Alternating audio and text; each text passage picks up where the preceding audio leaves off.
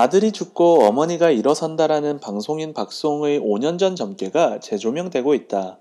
30년간 쉬지 않고 방송 생활을 해온 박수홍이 가족들의 뒷바라지로 누리고 싶은 것을 제대로 누리지 못하고 살아왔던 사실과 소름 끼치게 맞아떨어지며 안타까움을 자아내고 있기 때문이다.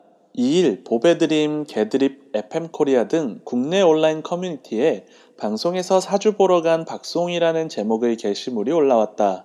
여기엔 2016년 10월 14일 방영된 SBS 미운 우리 새끼 방송화면 캡처 사진이 담겼다. 박수홍은 먼저 결혼 문제에 대해 질문했다. 이에 역술가는 결혼해도 안 해도 그만 아니냐. 해도 40대에는 힘들 것이다. 50살이 되기 전까지는 그냥 흘러가는 대로 누가 다가오면 받아주고 떠나면 보내준다고 답했다. 박수홍은 이어 어머니와 자신이 잘 맞는지 궁금하다고 물었고 역술가는 어머니의 성격이 크다. 아들이 죽고 어머니가 일어서는 사주긴 하다고 말했고 박수홍은 어머니가 절 밟고 일어난다고요? 우리 엄마가 나를? 이라고 말했다. 이 같은 발언은 최근 박수홍의 안타까운 가정사가 대중에 공개되며 더욱 화제를 모으고 있다. 박수홍이 친형에게 연예계 생활을 하며 모은 막대한 돈을 빼앗겼으며 부모 역시 자신의 가치관을 강요해 지금껏 억눌려 살아왔다는 내용이다.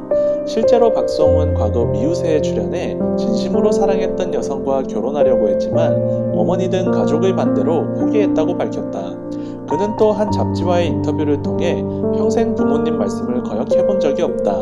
하고 싶은 게 있어도 부모님께서 수홍아 그렇게 살면 안 된다. 하느님이 주신 은혜를 남들을 위해 쓰며 살아야 한다. 다른 사람을 생각해야 한다고 하셔서 못한 게 많다고 말했다. 이에 예를 들면 정말 사고 싶어 6개월이나 기다렸던 집을 새벽부터 찾아와 완료하는 부모님의 말에 단념했다고 언급했다. 그는 나중에 그 집에 들어간 분을 만나기도 했는데 처음엔 부러웠다가 질투도 나고 너무너무 아쉬웠다. 당시 일주일에 한 번은 그 집 꿈을 꿨고 지금도 꿈에 나온다. 프로페셔널이라면 열심히 했다면 보상을 받아도 된다고 생각하지만 정작 무엇을 하든 다른 사람 신경 쓰느라 제 삶을 살지 못했다고 고백했다. 지난달 27일에는 자신이 진행하는 MBN 동치미에서 가장 힘든 한 해를 보내고 있다. 인생이 무너지는 경험을 하고 사람이 죽겠다 싶을 때 날 살려준 게 다홍이었다라고 털어놓기도 했다. 해당 게시물을 접한 누리꾼들은 점괘가 정확하네. 진짜 소름 돋는다. 박수홍이니까 참으면서 살았지 평범한 성격이면 저렇게 못 산다. 나이 먹고 너무 가족에게 의지하면 적골난다. 나를 믿고 살아야지 등의 반응을 보이며 안타까운 마음을 전했다. 박수홍은 다홍이와의 첫 만남을 떠올리며 다홍이가 저를 쫓아와서 바로 병원에 데려가서 치료했다. 걔가 나를 데리고 있었다. 집안이 다홍이 장난감과 긁어도 되는 소파로 다 바뀌었다. 내 영역은 거의 줄어들고 다 다홍이 영역으로 변했다고 말했다. 그의 다홍이 자랑은 계속됐다. 오늘도 다홍이를 데리고 왔다. 다홍이는 천재 고양이다. 한 번은 냉장고 문을 열어서 음료수를 꺼내다가 걸렸다. 여러분이 상상하는 것 이상이라고 너스레를 떨었다. 그런 박수홍의 다홍이 자랑에 김희철은 걱정 많이 했는데 컨디션 좋네라고 의미심장한 멘트로 눈길을 끌었다. 박수홍과 다홍이 이야기는 4월 12일 오후 9시 방송되는 독립만세에서 공개될 예정이다. 박수홍이 친형 부부를 횡령 혐의로 고소한 가운데 재판을 해도 돈을 돌려받기 어려울 것이라고 법조계는 전망했다. 지난 4월 9일 방송된 YTN 라디오 양소영 변호사의 상담소에서 양소영 변호사와 이인철 변호사는 박수홍과 친형 부부 재판의 법적 쟁점을 주제로 이야기를 나눴다. 이인철 변호사는 아직 형사 판결, 민사 판결이 확정되지 않았기 때문에 박수홍 씨 주장을 전제로 해서 오늘 이 주제를 다룬다는 것을 말씀드린다며 형제끼리 가족 간의 분쟁이 생겼을 경우 법으로 가는 것은 정말 최후의 수단이다.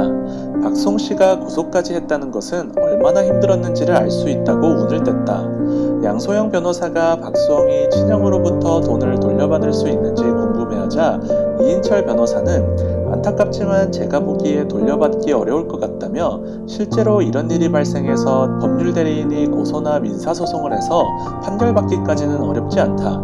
증거자료가 있으면 판결까지 받는다. 판결 받고 집행까지 가서 실질적으로 돈을 받는 게 굉장히 어렵다고 설명했다. 그는 만약 해외로 갔다면 집행이 더 어려울 수도 있다. 해외에 재산이 있다면 그걸 집행하는 것도 어렵고 설령 여기서 판결을 받는다고 해도 해외에 가서 판결을 다시 집행하는데 여러 문제점이 있다라며 이런 문제가 닥쳤을 경우 상대방의 재산이 있을 때 미리 묶어두는 것이 중요하다. 반드시 가압류, 가처분 절차를 먼저 진행하시길 바란다는 조언을 덧붙였다. 양소영 변호사는 친고죄 여부와 관련 박송이 언제 친형의 횡령 의혹을 알았는지가 논쟁이 될 수 있다고 언급했다. 이인철 변호사는 가족 간에는 친족 상도례라는 규정이 있어서 횡령, 사기, 절도 등으로 처벌할 수 없다. 부모 자식 간, 부부 간도 마찬가지다. 특히 형제 간이라도 같이 동거했으면 아예 처벌이 안 되는데 동거하지 않은 친족의 경우는 처벌이 가능하다고 설명했다. 그러면서 친고죄도 고소기간이 있다. 그 사실을 안 날로부터 6개월 안에 반드시 고소해야 한다. 공소시효가 지나면 아예 처벌하지도 못하니까 만약 이런 일이 발생하면 빨리 법률적 권리구제를 받으셔야 한다고 강조했다.